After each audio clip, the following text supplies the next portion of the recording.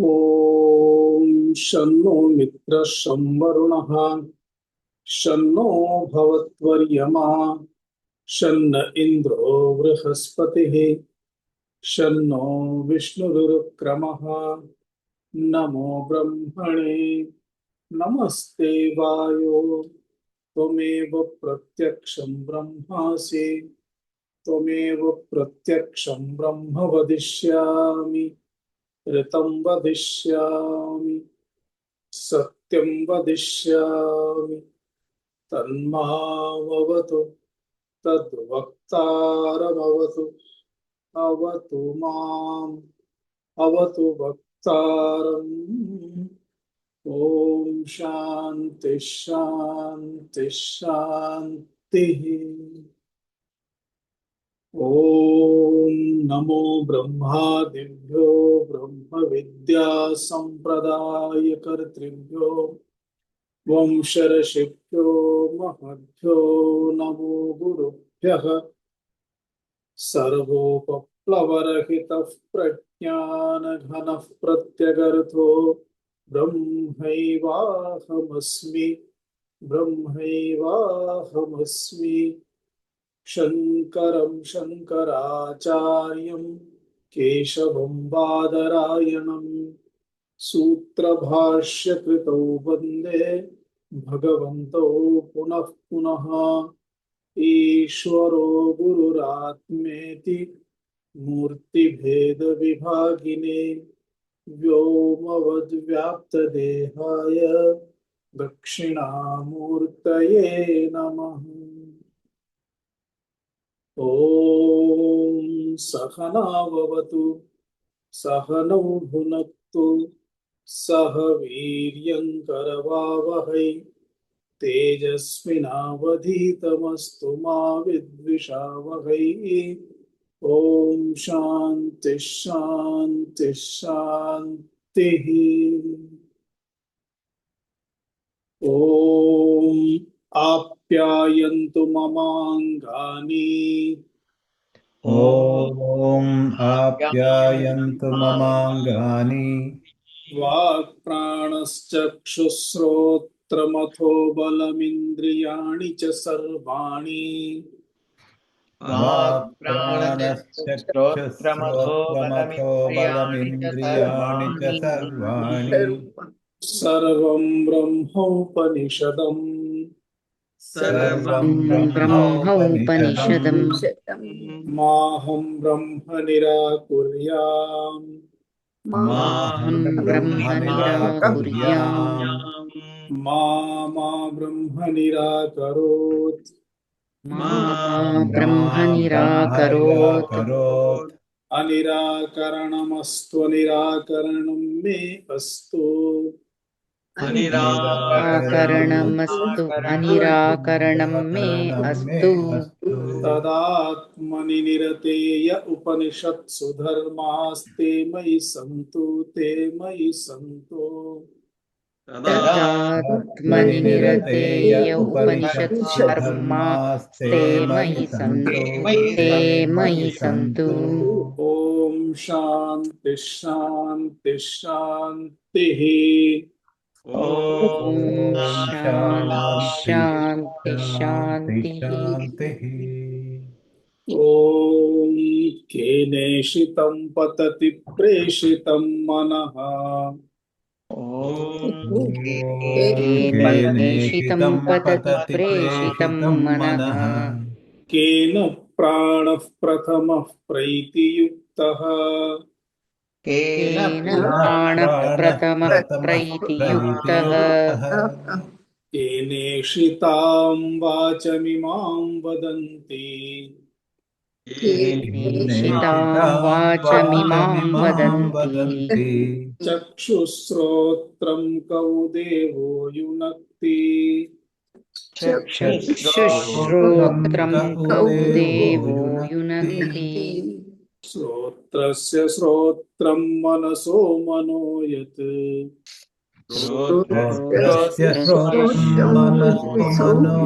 मनो यत् वाचो हवाचं स प्राणस्य प्राणः वाचो हवाचं प्राणः प्राणः चक्षुषश्चक्षुरतिमुच्य धीराः चक्षुषश्चक्षुरतिमुच्य धीराः प्रेत्यास्मान् लोकादमृता भवन्ति प्रेत्यास्माद् लोकादमृता लोकादमृता भवन्ति। भवन्ति। केनोपनिषदः द्वितीय मंत्रस्य व्याख्या प्रचलति।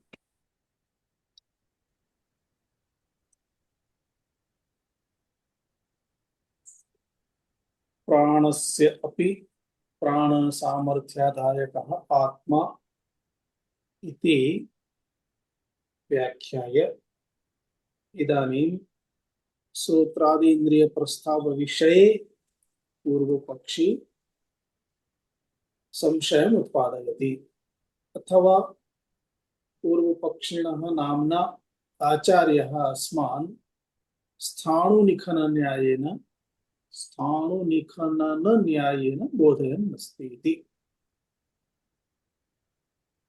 उच्चारणं कुर्मः। श्रोत्रादीन्द्रिय प्रस्तावे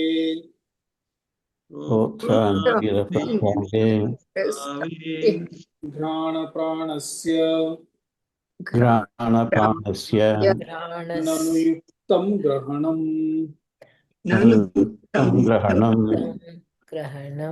प्राप्तं वा सर्वैः भाष्ये?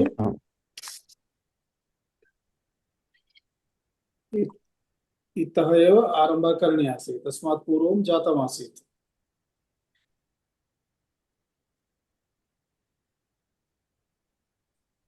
प्राप्तं?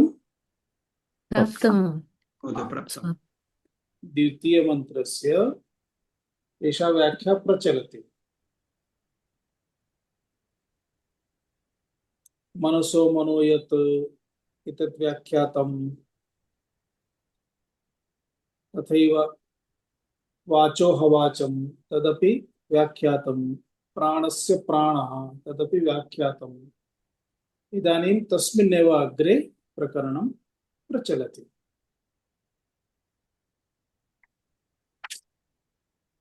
सत्यमेवं प्राणग्रहणेन एव तु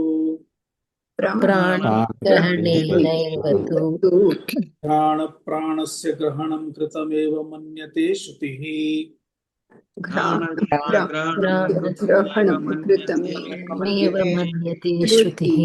सर्वस्यैव करणकलापस्य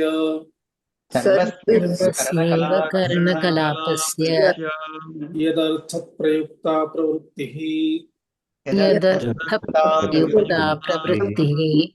तद्ब्रह्म इति प्रकरणार्थो विवक्षितः।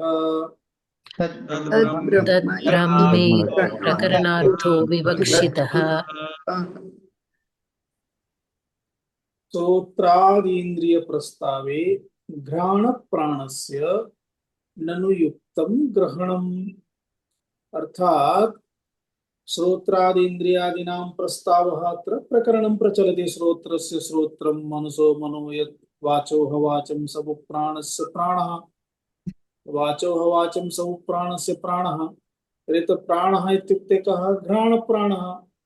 अस्माभिः यः प्राणः गृह्यते इत्युक्ते श्वासः, तस्य प्राणस्य श्वासग्रहणम् इति, तस्य चर्चा करणीया भवति, तद्विषये वक्तव्यं भवति। अथवा इदानीं तन्निमित्तम् अयमेव प्राणः इति ग्रहीतव्यः इति कथनम्। टिप्पणी अपि अस्ति, पंचसंख्याका टिप्पणी। टिप्पणीं पश्यन्तु। प्राणशब्दस्य मुख्य प्राणघ्राण प्राणोभयवाचकत्वे प्रसिद्धे सति इंद्रिय प्रकरणवशात् घ्राणस्य एव ग्रहणं युक्तम् इति पूर्वपक्षिणः पूतम्। अर्थात प्राणशब्दः अस्ति, प्राणशब्दः मुख्य घ्राण, मुख्य प्राण अर्थात मुख्यः प्राणः अस्ति, मुख्य प्राण पुनः घ्राण प्राणः इति उभयवाचकत्वे प्रसिद्धे। प्राणशब्दकथनेन अस्माभिः प्राणवायुः स्वीक्रियते तदा वायोः स्वीकरणं पुनः वायोः निष्कासनम् उभयमपि भवति। अतः प्राणशब्दः यदा उच्यते तदा प्राणः इत्युक्ते श्वासस्वीकरणं श्वासनिष्कासनम् इति। एवं चेत प्राणशब्देन उभयम् अपि गृह्यते अर्थात अर्थद्वयमपि गृह्यते। एवं चेत इंद्रिय प्रकरणवशात् अत्र इंद्रियाणां विषयः अस्ति। अतः इंद्रिय प्रकरण दृष्ट्या किम इंद्रियं यत् प्राणन क्रियायाः साधनं भवति तदा नासिकया प्राणः स्वीक्रियते। अतः घ्राणेन्द्रियं तत्र वर्तते तस्मात् घ्राण प्राणः इति स्वीकरणीयः एवं आशयः अस्ति।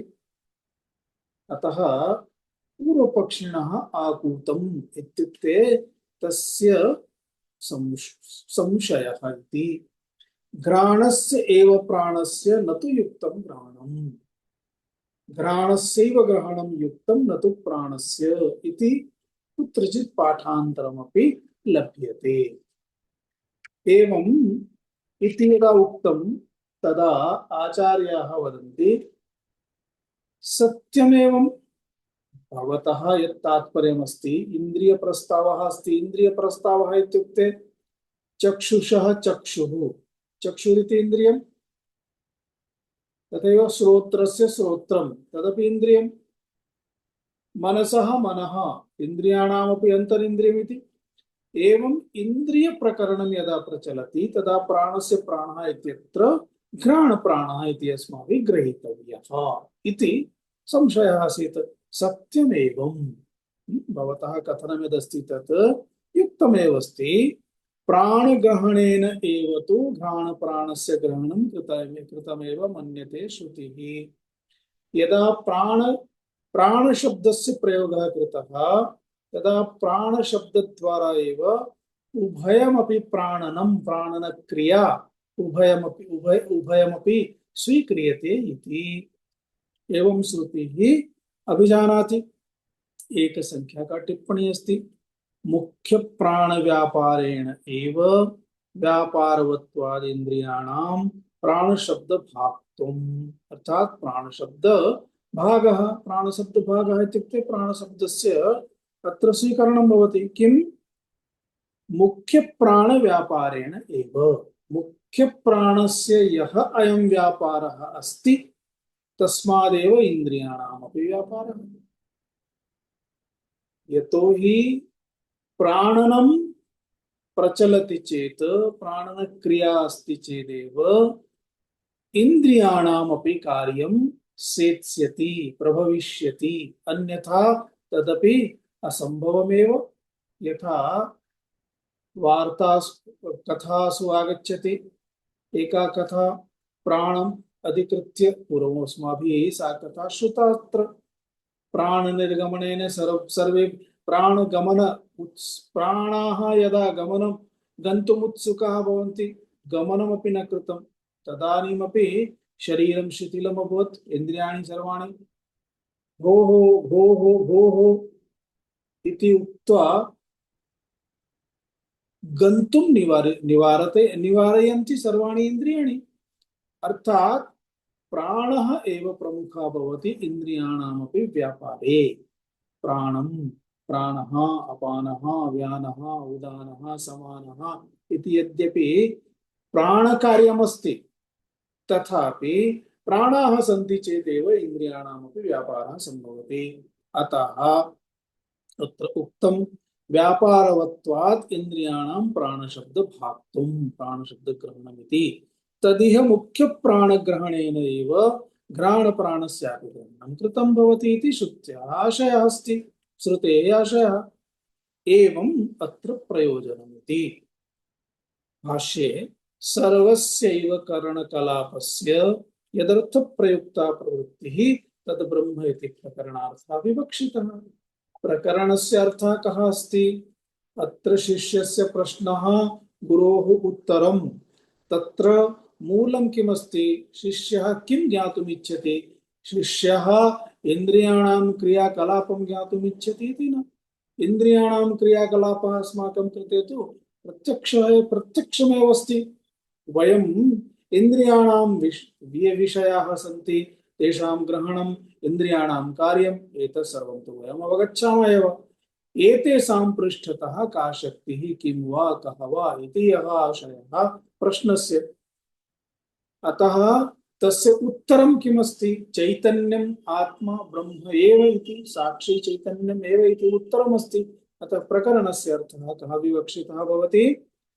सर्वकरणकलापस्य अर्थात सर्वाणि अपि करणानि इन्द्रियादीनि यदर्थं तेषां प्रवृत्तिः अस्ति, यदर्थ प्रयुक्ता प्रवृत्तिः अर्थात यदर्थं यत् प्रयोजनार्थम् इन्द्रियाणि इत्युक्ते चक्षुः रूपग्रहणं करोति चेत् कस्य कृते? स्वामिनः कृते। स्वामी कः? आत्मा एव स्वामी। रसनेन्द्रियं रसग्रहणम् अर्थात आस्वादनं करोति चेत् तदास्वादनम् इंद्रियं स्वस्य कृते तु न करोति। कस्य कृते करोति? कस्मै दातुम्? आत्मनः कृते एव, अर्थात आत्मने एव प्रदातुम्। आत्मा एव स्वामी। अतः सर्वेषां करणानां कार्यकरण संघातस्य प्रवृत्तिः कस्य कृते भवति? स्वामिनः कृते भवति। यथा यानं स्वामिने, यानमेव गृहं गृहस्वामिने। सर्वाण्यपि वस्तूनि कस्य उपयोगाय भविष्यति? स्वामिनः कृते एव।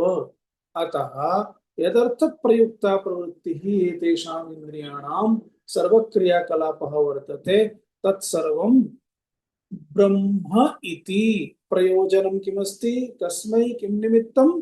ब्रह्म निमित्तम् एव अस्ति। अतः प्रकरणार्थः ब्रह्म इति प्रकरणार्थः भवति, प्रश्नस्य उत्तरमिति। एवम् आहत्य बोधः कः इत्युक्ते सर्वेषाम् इन्द्रियाणां क्रियाकलापस्य यत् सामर्थ्यं वर्तते तत् सामर्थ्यं साक्षात् ब्रह्म चैतन्यमेव, तदेव अहमस्मीति अर्थात आत्मा एव इति तात्पर्यं भवति। अग्रे चक्षुषः अपि चक्षुष्त्वमात्मनः। चक्षुषः अपि चक्षुष्त्वात्मनः। एतत्तु शीर्षकमस्ति, भाष्यशब्दः नास्ति। तथा चक्षुषश्चक्षुः तथा चक्षुषश्चक्षुः रूपप्रकाशकस्य रूपप्रकाशकस्य सः यद्रूपग्रहणसामर्थ्यम् चक्षुषो यद्रूपग्रहणसामर्थ्यं तदात्मचैतन्याधिष्ठितस्य एव। तदात्मचैतन्याधिष्ठितस्य एव तश्चक्षुः चक्षुषश्चक्षुः तथा तथैव चक्षुषश्चक्षुः इति यदुच्यते अर्थात रूप प्रकाशकस्य चक्षुषः यद्रूपग्रहण सामर्थ्यं। रूप प्रकाशकस्य इत्युक्ते रूपं प्रकाशयति, प्रकाशयति इत्युक्ते द्योतयति, द्योतयति इत्युक्ते बोधयति, बोधयति इत्युक्ते ज्ञापयति। चक्षुद्वारा एव चक्षुभ्यामेव रूपग्रहणं भवति। कः वर्णः इति?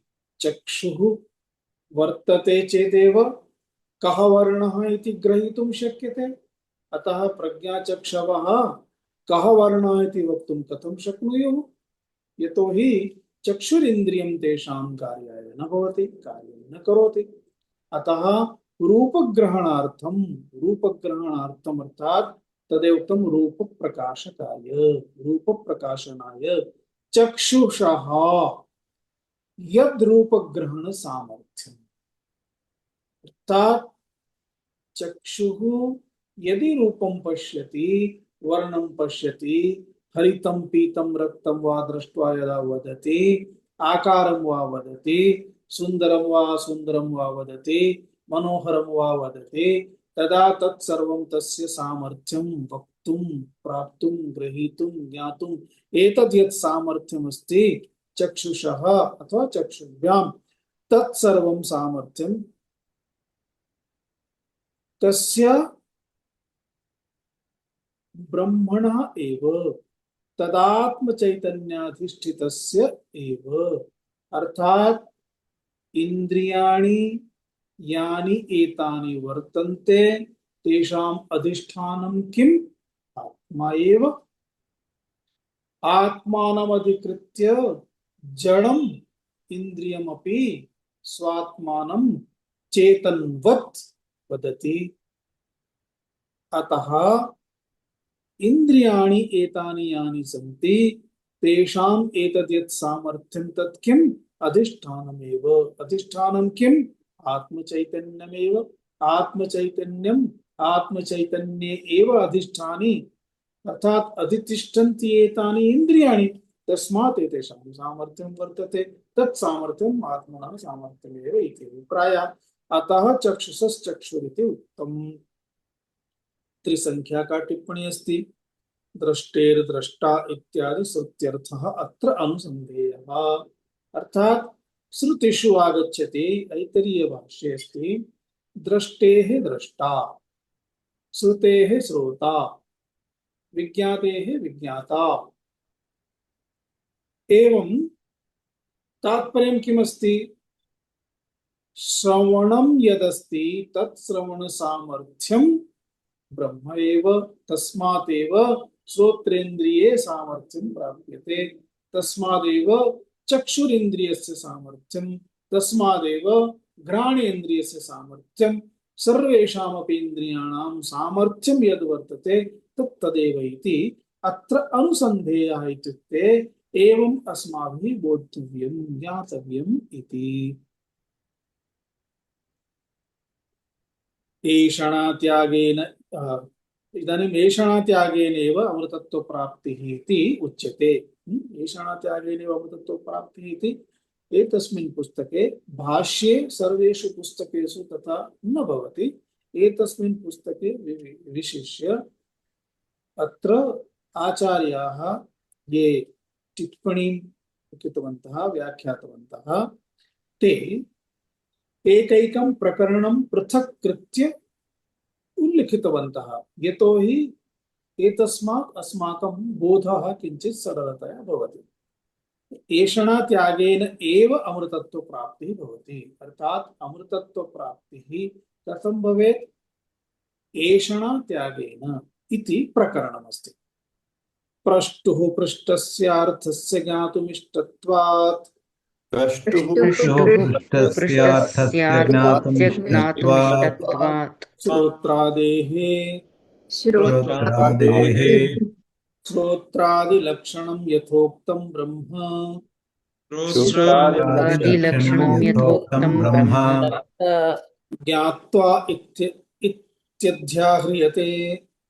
ज्ञात्वा इत्याह्रियते। अमृता भवन्ति इति फलश्रुतेश्च, भवन्ति इति फलश्रुतेश्च, ज्ञानाद्धि अमृतत्वं प्राप्यते। अमृतत्वप्राप्ते। ज्ञात्वा अतिमुच्य इति सामर्थ्यात्, ज्ञात्वा विमुच्य इति सामर्थ्यात्, श्रोत्रादिकरणकलापम् उज्झित्वा, श्रोत्रादिकरणकलापम् उज्झित्वा, श्रोत्रादौ हि आत्मभावं कृत्वा, श्रोत्रादौ हि आत्मभावं कृत्वा, तत्पादिः सन् तदात्मना जायते म्रियते संसरति च, तदा न जायते म्रियते सदति च अतः श्रोत्रादेः श्रोत्रादिलक्षणं ब्रह्म आत्मा इति अतः श्रोत्रादेः श्रोत्रादिलक्षणं ब्रह्म ब्रह्म आत्मेति विदित्वा विदित्वा अतिमुच्य अतिमुच्य श्रोत्राद्यात्मभावं परित्यज्य श्रोत्राद्यात्मभावं परित्यज्य ये श्रोत्राद्यात्मभावं परित्यजन्ति ते धीराः धीमन्तः ये आत्मभावं परित्यजन्ति धीराः धीमन्तः न हि विशिष्ट धीमत्वमन्तरेण अन्तरेण श्रोत्राद्यात्मभावः शक्यः परित्यक्तुम् श्रोत्राद्यात्मभावः शक्यः परित्यक्तुम् प्रेत्य व्यावृत्य आवृत्य अस्मात् लोकात् पुत्रमित्रकलत्रबन्धुषु मित्रकलत्रबन्धुषु बन्धुषु ममाहं भावसंव्यवहारलक्षणात् भावसंव्यवहारलक्षणात् त्यक्तसर्वैषणा भूत्वा इत्यर्थः भूत्वा इत्यर्थः अमृताः अमरणधर्मो भवन्ति वर्णधर्माणो भवन्ति न कर्मणा न प्रजया धनेन त्यागेनैके अमृतत्वमानशुः न कर्मणा न प्रजया धनेन त्यागेन अमृतत्वमानशुः पराञ्चिखानि व्यतृणत् प्राञ्चिकानि व्यतृणत् आवृत्तचक्षुरमृतत्वमिच्छन् आवृतचक्षुरमृतत्वमिच्छन् यदा सर्वे प्रमुच्यन्ते प्रमुच्यन्ते अत्र ब्रह्म समश्नुते अत्र ब्रह्म समश्नुते इत्यादि श्रुतिभ्यः आदिश्रुतिभ्यः प्रष्टुः पृष्टस्य अर्थस्य ज्ञातुम् इष्टत्वात् यः प्रश्नकर्ता अस्ति सः प्रश्नकर्ता अर्थात का अपेक्षा किमपेक्ष प्रश्नं करोति तस्य प्रश्नस्य उत्तरं प्राप्तुम् इच्छति अतः तस्य इष्टं किं प्रश्नस्य उत्तरम् अतः प्रश्नस्य उत्तरं तथैव दातव्यं यथा प्रश्नः अस्ति एकेन वाक्येन अपि वक्तुं शक्यते सर्वेषां यत् सामर्थ्यं तत् ब्रह्म एव परन्तु प्रश्नकर्ता यदा एकैकं विषयमधिकृत्य प्रश्नं पृच्छति यद्यपि आहत्य सर्वेषाम् उत्तरम् एकमेव परन्तु वक्तव्यं तु तथैव अतः ज्ञातुम् इष्टत्वात् सः ज्ञातुम् इच्छति एतस्मात् कारणात् अत्र अस्माभिः वाक्ये यानि पदानि न सन्ति तेषां पदानामपि अनुसन्धानं करणीयम् अतः श्रोत्रादेः श्रोत्रादिलक्षणं यथोक्तं ब्रह्म एतद्यद् श्रोत्रादेः श्रोत्रादेः अर्थात श्रोत्रस्य श्रोत्रम् इति चक्षुषः चक्षु इति एवं उक्तं चेत् सर्वेषाम् इन्द्रियाणां विषये तथैव अवगन्तव्यं तेषां सर्वेषाम् इन्द्रियाणाम् एतद् यदुक्तं श्रोत्रस्य श्रोत्रं मनसो मनो यत् वाचो अवाचं चक्षुषः चक्षु इत्यादि लक्षणं श्रोत्रादिलक्षणं स्वरूपं यथोक्तं ब्रह्म किं तदा ब्रह्म एव तेषां सामर्थ्यम् इत्यादि यद्द्रष्टं तत् ब्रह्म एव इति ज्ञात्वा अर्थात एवं यथा तस्य बोधः भवति एतेषां सर्वेषाम् आन्तरतम्यम् अंतरात्मा प्रत्यगात्मा किमस्ति चैतन्यम् आत्म ब्रह्म एव इति। एवं यदा बोधः भवति तदा तदहमेव इति बोधः अहं ब्रह्मेव इति बोधः चेत् एतेन बोधेन एतस्मात् एव अमृताः भवन्ति। अतः ज्ञात्वा अमृताः भवन्ति इति अस्माभिः अध्याहारः कर्तव्यः। यतो हि मंत्रे किमस्ति श्रोत्रस्य श्रोत्रं मनसो मनो यत् वाचो हवाचं सबु प्राणस्य प्राणः चक्षुषश्चक्षु अतिमुच्य धीराः प्रेत्यास्मान् लोकादमृताः भवन्ति। अतिमुच्य त्यक्त्वा, कथं त्यक्त्वा? अतः ज्ञानम अत्र मध्ये एकं सूत्रम् अपेक्षितं भवति। तदेव प्रकरणस्य अर्थः अस्ति। यथोक्तं ब्रह्म ज्ञात्वा अतिमुच्य देहत्यागात् पूर्वं बोधः आवश्यकः। अतः जीवन मुक्ति ही देह समये यदा बोधः आत्मबोधः तदा सः जीवति। जीवन मुक्ति ही जीवन मुक्तः सः एव जीवन मुक्तः देह त्यागानन्तरम् अमृतः भवति, अमरणधर्मः भवति इति वक्तुम् अभिप्रायः अस्ति। अतः ज्ञात्वा इति अध्याहारः करणीयः अस्माभिः।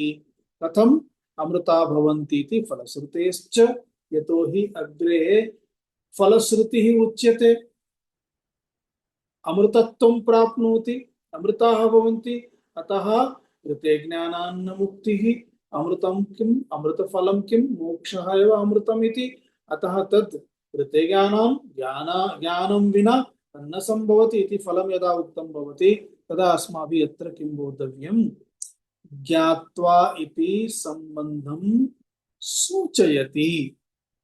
वाक्यद्वयस्य संबंधकभूतकृतत्वेन भवन्तः संस्कृत अभ्यास समये त्वान्तं लबन्तं यदा पठितवन्तः स्युः तस्मिन् समये शिक्षकाः अस्मान् बोधितवन्तः स्युः। यथा बालकः विद्यालयं गच्छति, एका क्रिया अभवत्, पाठं पठति अपरा क्रिया अभवत्। द्वयोः कर्ता बालकः एव, विद्यालयस्य गमनकर्ता अपि बालकः, विद्यालये पाठं पठति पठिता अपि बालकः एव। क्रिया द्वयमस्ति। एक क्रिया समाप्ता भवति अनन्तरम् अपरा क्रिया आरभ्यते, परन्तु द्वयोः संधिः इत्युक्ते एकस्य समाप्ति अनन्तरं समानान्तरम् एव अपरा क्रिया भवति। यदि मध्ये विच्छेदः अस्ति, अन्तरम् अस्ति, तर्हि एषः प्रयोगः न सम्भवति। अतः किम् उक्तं? बालकः विद्यालयं गत्वा पाठं पठति, पठित्वा गृहम् आगच्छति, कृत्वा वार्तालापं करोति, भोजनं कृत्वा विश्रामं करोति।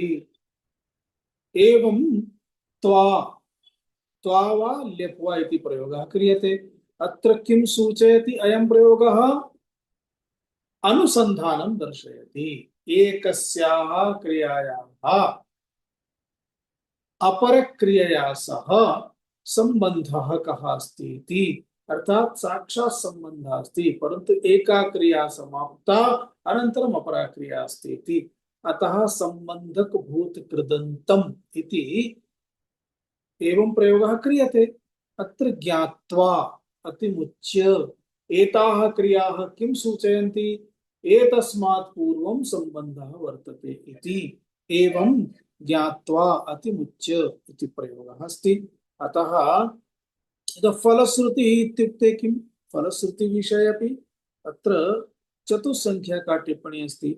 न केवलं श्रोतुः ज्ञेयत्वेन इष्टत्वात्, अर्थात श्रोता केवलं ज्ञातुम् इच्छति तस्मात् प्रश्नं कृतवान् इति नास्ति। तर्हि किम्? किन्तु ज्ञानादेव मुक्तिरिति श्रुतिः श्रुति प्रसिद्धेः इति श्रुति प्रसिद्धेः अपि इति भावः। अर्थात मोक्ष प्राप्त्यर्थम आत्मज्ञानम आवश्यकमस्ति। अतः तद् ज्ञातं चेत् इंद्रियादि विषये ज्ञातं चेत् इंद्रियादीनां त्यागः संभवति। इंद्रियादिकम् इंद्रियादि विषये इंद्रिय सामर्थ्यं किमिति न जानाति चेत् अहं मूकः अहं बधिरः इति व्यवह्रियते चेत् सः तु आत्मानं जानाति इति वक्तुं न शक्यते। आत्मज्ञानं नास्ति यतो हि अहंकारः इंद्रियादिषु अस्ति, तस्मात् तस्य मोक्षः अपि न संभवति, बन्धनं तु वर्तते एव इति। अतः तस्य फलं किमस्ति? न केवलं श्रोतुः ज्ञेयत्वेन इष्टत्वात्, ज्ञेयत्वेन एव अत्र इष्टं नास्ति, परं ज्ञानादेव मुक्तिः इति श्रुति प्रसिद्धेः अपि इति भावः। च शब्दात् वाक्यद्वय सांगत्यार्थं चेति बोध्यम्। च शब्दः श्रुतेश्च इति च शब्दः अस्ति, चकारः किमर्थं? द्वयोः सम्बन्धं सूचयति। यथा सम्बन्धभूत कृदन्त क्रियया द्वयोः सम्बन्धः अत्र स्पष्टः भवति इति अभिप्रायः अस्ति। अध्याहार पक्षे तु ज्ञात्वा अमृता भवन्ति इति एकवाक्यता स्यात्। ज्ञात्वा अमृता भवन्ति इति वदामः चेत् एकवाक्यता भविष्यति। अन्यथा अतिमुच्य किमस्ति? श्रोत्रस्य श्रोत्रं, चक्षुषः चक्षुः इति उत्तरम् अभवत्। अनन्तरं किम्? अतिमुच्य त्यक्त्वा किं भवति? अमृता भवन्ति। कथं भविष्यति? सम्बन्धः दर्शनीयः। अतः अतिमुच्य इत्युक्ते चक्षुषः चक्षुः इति, चक्षुषः अपि यत् सामर्थ्यं तद् ब्रह्म परमात्मा एव इति ज्ञानम् आवश्यकमस्ति। तद् ज्ञात्वा एव, ज्ञात्वा अनन्तरम् इंद्रियादिषु यदेतत् तादात्म्यमस्ति, तादात्म्यभावः अस्ति, तत् तादात्म्यभावम् अतिमुच्य त्यक्त्वा, ज्ञानं विना त्यागः न संभवति। ज्ञात्वा अतिमुच्य पुनः त्यागं कः करोति? त्यागं तु धीराः एव कुर्वन्ति। अतः अग्रे ज्ञानाधि अमृतत्वं प्राप्यते। ज्ञात्वा अतिमुच्य इति सामर्थ्यात् श्रोत्रादिकरणकलापम् उज्जित्वा। ज्ञात्वा अतिमुच्य इति वदति चेत् यदि भोजने विषम् अस्ति इति ज्ञातं चेत् भोजनस्य त्यागः करणीयः अथवा भोजनं करणीयम्? मधुमेह पीडिताः ये सन्ति तैः शर्करा त्यागः करणीयः अथवा मिष्टान्नं भोक्तव्यम्? त्यागः करणीयः भवति ज्ञानानन्तरम्। अतः एतानि इन्द्रियाणि यानि सन्ति तन्न आत्मा इति ज्ञातं चेत् इन्द्रियादिकम् अधिकृत्य तत्र तादात्म्यं करणीयं न भवति। अतः ज्ञात्वा अतिमुच्येति। श्रोत्रादिकरणकलापम् उज्जित्वा।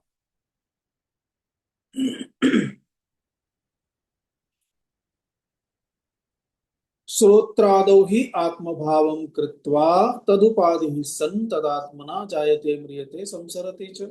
अत्र दर्शयति आचार्यः संसार प्राप्तिः कथं भवति, अर्थात् जननं मरणम् इत्यादिकं यदस्ति तस्य मूल कारणं किमस्ति? अज्ञानम्। अज्ञानेन किं भवति? तादात्म्यं। तादात्म्येन किं भवति?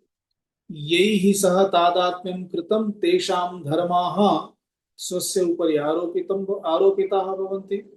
अर्थात् यः स्वयं मरणधर्मः नास्ति सः स्वात्मानं अहं मरणं प्राप्स्यामि इति चिन्तयति। एवं एतेषाम् अनात्मनां प्रभावः तदा भवति यदा तत्र तादात्म्यं भवति इति।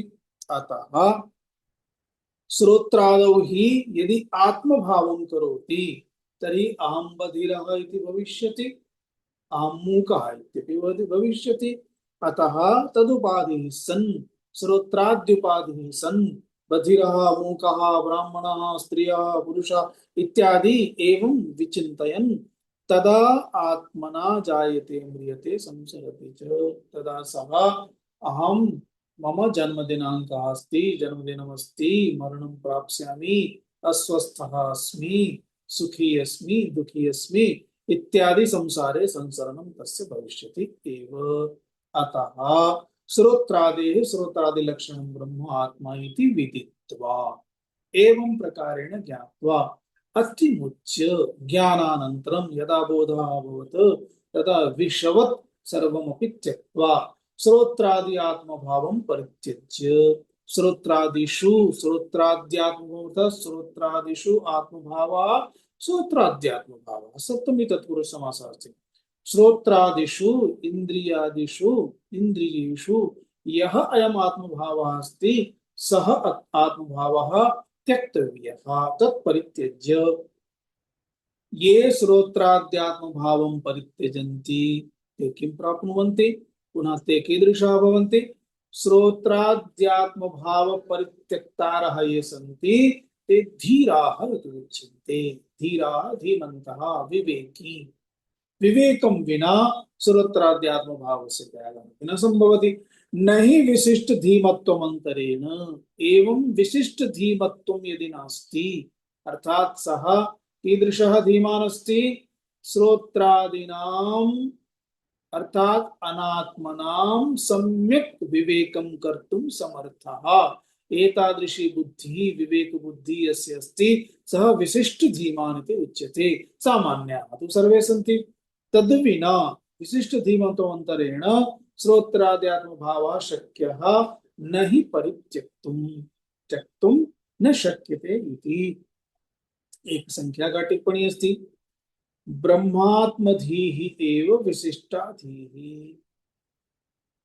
अर्थात आत्मा ब्रह्म इति बुद्धिः चैतन्यम् आत्मा इति किम् आत्मा इति चैतन्यं भवतां स्मरणे स्यात्। बहुवारं वयम् एवं द्वित्रिवारम् उच्चारणं कृत्वा रटनं कृतवन्तः। आत्मा इत्युक्ते चैतन्यम् आत्मा इत्युक्ते चैतन्यम् आत्मा इत्युक्ते चैतन्यम् आत्मा इत्युक्ते ब्रह्म अर्थात् तात्पर्यं किमस्ति एतादृशी बुद्धिः एव आत्मधीः इति उच्यते। ब्रह्मात्मधीः एव विशिष्टाधीः भवति। एषा विशिष्टा बुद्धिः तद्विवेकद्वारा एव सम्भवति।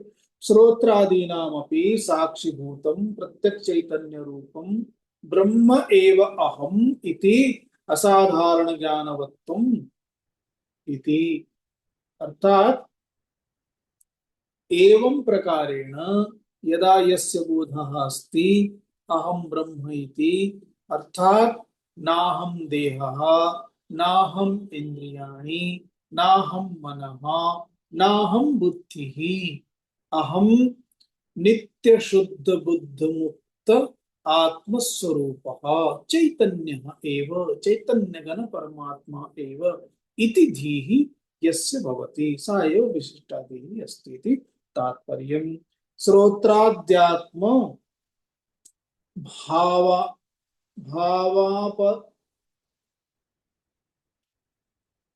भाव आपादक धीमत्वस्य नैसर्गिकत्वात् सर्वलोक साधारण्यम्। यतो हि सर्वलोके सामान्यतः सर्वेषां बुद्धि कथं भवति श्रोत्रादिषु आत्मभावः भवति। अतः किं वदति अयि भोः अहं तु वृद्धः अयि भोः अहं तु अन्धः द्रष्टुं न शक्नोमि समीपम् आगच्छतु तदा पश्यामि अयि भोः अहं तु इदानीं बधिरः श्रोतुं न शक्नोमि उच्चैः वदतु इत्यादि प्रयोगः कदा क्रियते यदा श्रोत्रादिषु आत्मभावः अस्ति।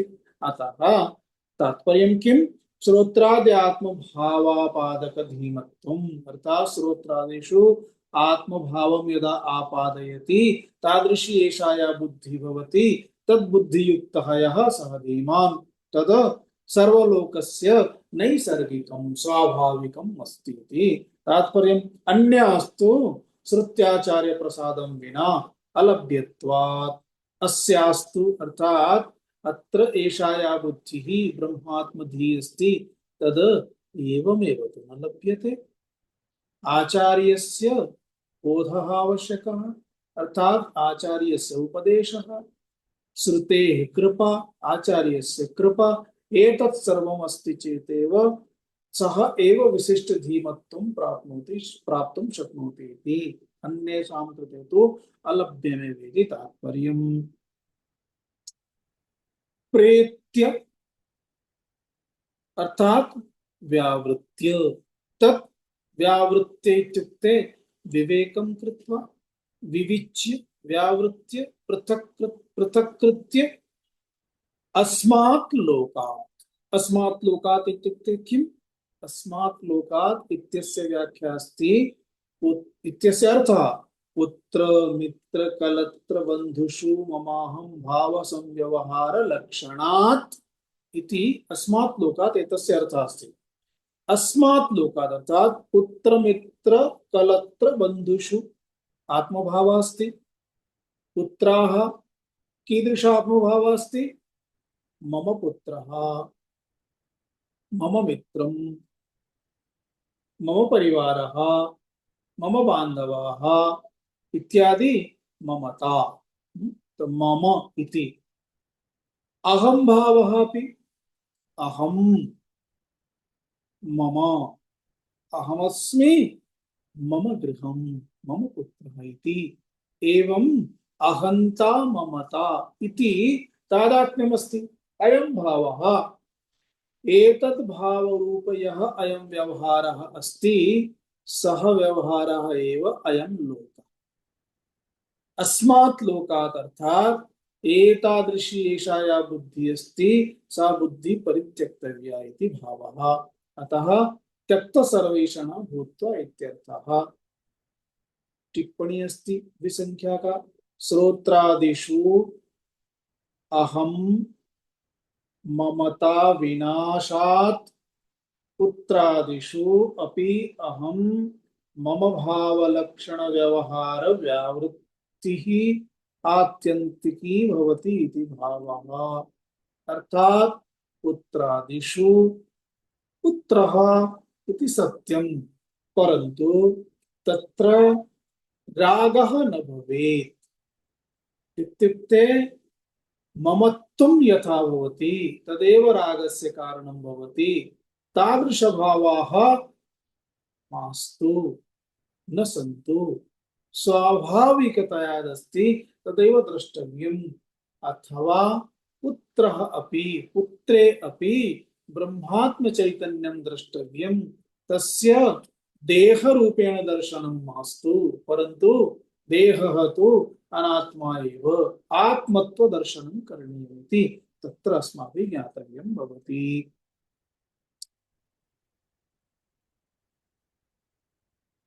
त्यक्त सर्वैषणाः भूत्वा इत्यर्थः। अर्थात् सर्वाः एषणाः तस्य त्यक्ताः। काः काः एषणाः सन्ति? लोकेषणा, पुत्रेषणा, वित्तेषणा, लोकेषणा इति क्रमः अस्ति। अर्थात् संतति प्राप्ति एषणाः कामनाः, वित्तेषणाः धनं प्राप्तुं कामनाः, लोकेषणाः प्रसिद्धि, जनाः मां जानन्तु। कदाचित् पुत्रेषणा गच्छति, वित्तेषणापि कदाचित् गच्छति, लोकेषणा बहु सूक्ष्मा भवति। अतः तत्र अधिकतया जागरूकतायाः आवश्यकता अपि भवति। एवं एषणाः त्रिसंख्या का टिप्पणी अस्ति, दृष्टादृष्टेष्ट विषय समुदायः हि लोकः। अर्थात दृष्टः अस्माकं पुरतः विद्यमानः लोकः दृष्टः, अदृष्टः स्वर्गादि विषयाः ते अदृष्टाः। तो दृष्टा दृष्ट विषय समुदायः अर्थात सर्वेपि विषय भोगाः, अयं हि लोकः।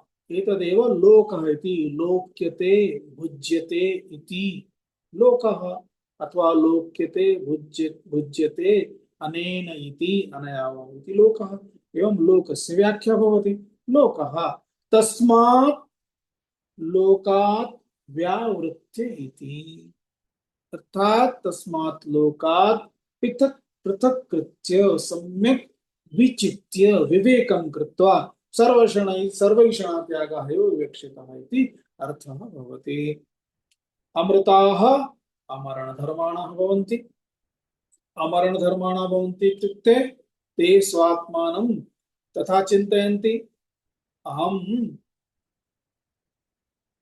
पुनः मरणं प्राप्स्यामि इति, मम मरणं भविष्यति, मम जन्म भविष्यति, न तथा।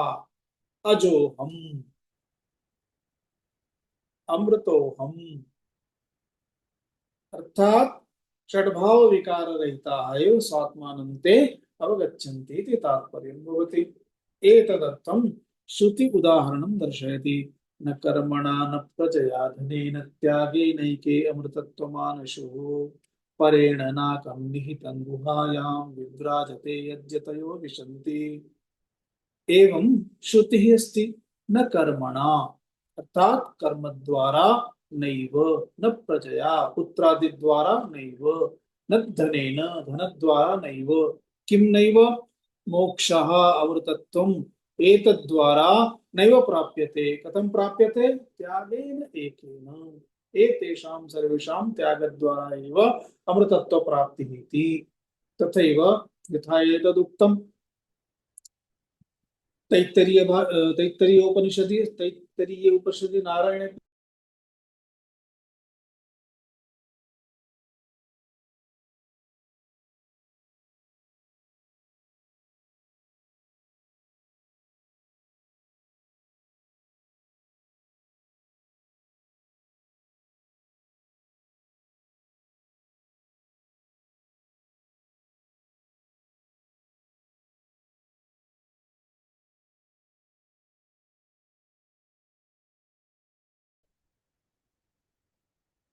न श्रूयते खलु?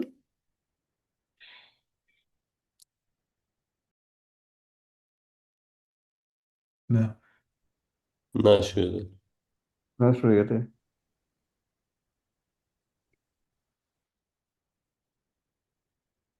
डिस्कनेक्ट् अभवत्।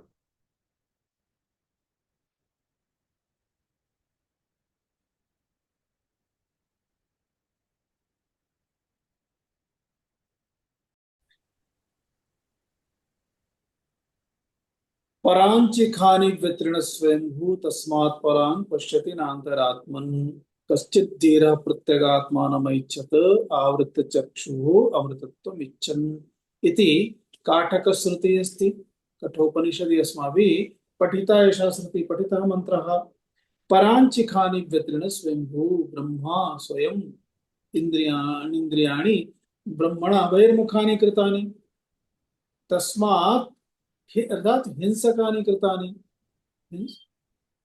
तस्मात् परां पश्यति न चान्तरात्मन्, अर्थात आत्मानं न पश्यन्ति एतानि इन्द्रियाणि। पराङ्गेव विषयानेव पश्यन्ति इति अस्माभिः पठितमेव अग्रे। यदा सर्वे प्रमुच्यन्ते, अर्थात यदा सर्वे प्रमुच्यन्ते कामा येस्य हृदि स्थिता, हृदि श्रिताः अथमर्त्यो मृतो भवति अत्र ब्रह्म समश्नुते। एषापि श्रुतिः तत्रैव कठोपनिषदि एव। एवं बहूनां श्रुतीनाम् उदाहरणानि अत्र दत्तानि। एते मन्त्राः अस्माभिः पूर्वं पठिताः एव। इदानीम् एषणात्यागिनाम् अमृतत्वम् एव इति प्रकरणम्। अथवा अतिमुच्य,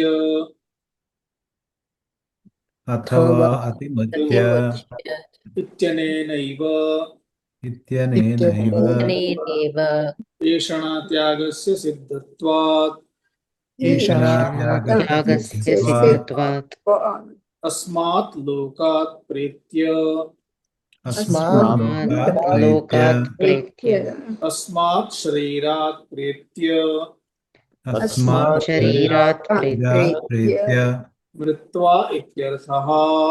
मृत्वा इत्यर्थः।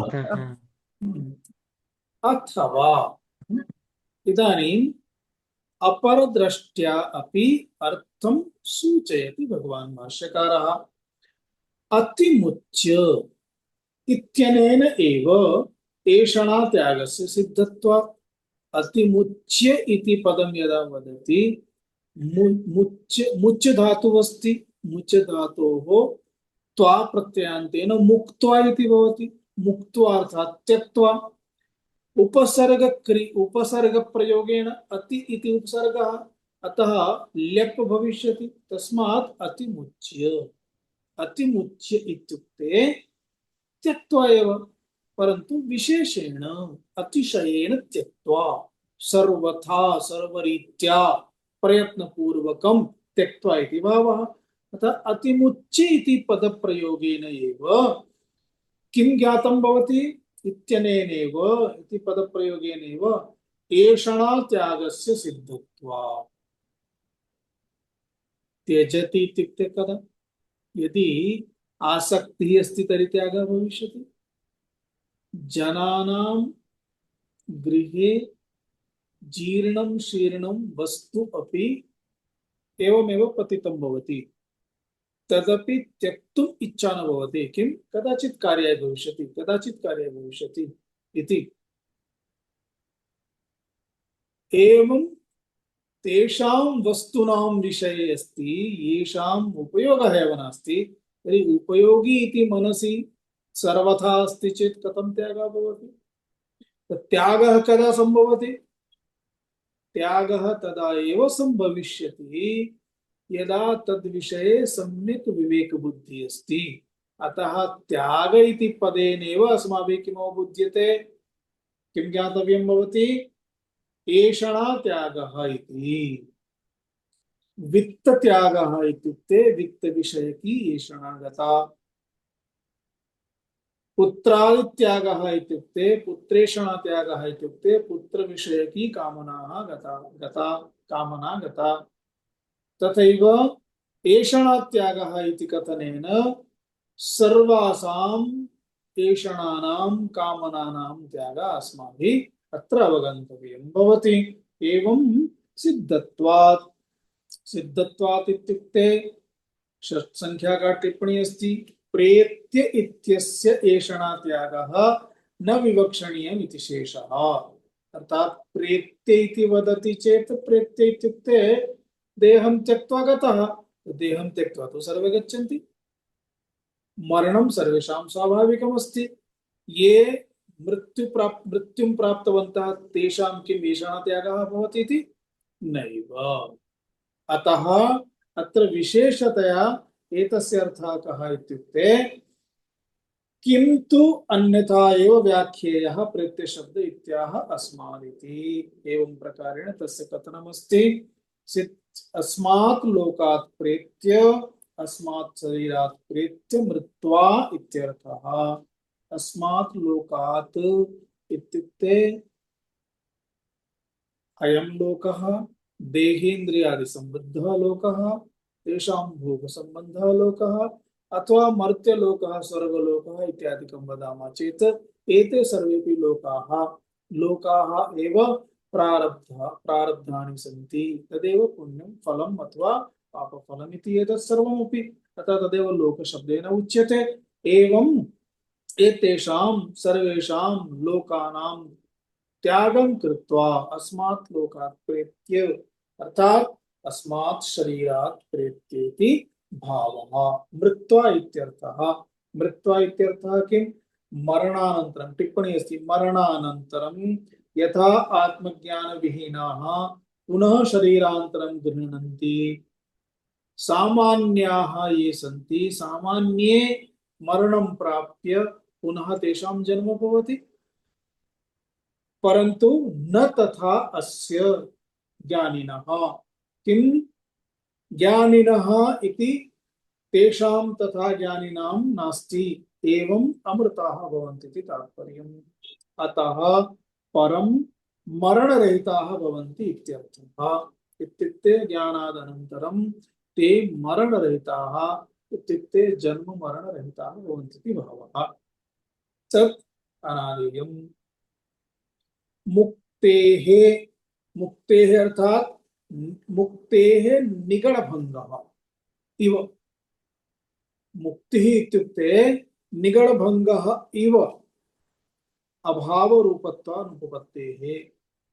निगडभङ्गः इत्युक्ते निगडम् इत्युक्ते हथकड़ी इति उच्यते खलु तद् आरक्षकाः ग्रहणं कुर्वन्ति ते किमुच्यते आङ्ग्ले किमपि स्यात् तद् संस्कृतेन निगडम् इति उच्यते निगडबन्धः निगडबन्धः इत्युक्ते ते बन्धनं कुर्वन्ति तस्मात् अतः निगडबन्धः बेडी इति उच्यते निगडभङ्गः इति अर्थात् तत् निर्गतः एवं इति अभावरूपत्वानुपत्तिः इत्युक्ते जगतः अभावः जगतः जगति जन्म मरणम् इत्यादिकमेव जगत् अस्ति संसारः संसरणं तस्य अभावरूपं भवति अर्थात् किं मृत्वा इति एतेन अस्माभिः किं ज्ञातव्यं विदेह मुक्तिः विवक्षिता भवति विदेह मुक्ति अर्थात् प्रारब्ध क्षय भोगानन्तरं ज्ञानादूर्ध्वं ज्ञान अनन्तरं प्रारब्ध क्षय भोगानन्तरं यदा देहत्यागः भवति तदा शरीरान्तरोत्पादन कारणाभावात् पुनः अपरं शरीरं तस्य न प्राप्यते तदर्थं कारणं नास्ति अतः इयं मुक्तिः अवश्यं भाविनी भवति एषा मुक्तिः एव अत्र उच्यते अस्मात् शरीरात् प्रेत्य मृत्वा इत्यर्थः ॐ पूर्णमदः पूर्णमिदं पूर्णात् पूर्णमुदच्यते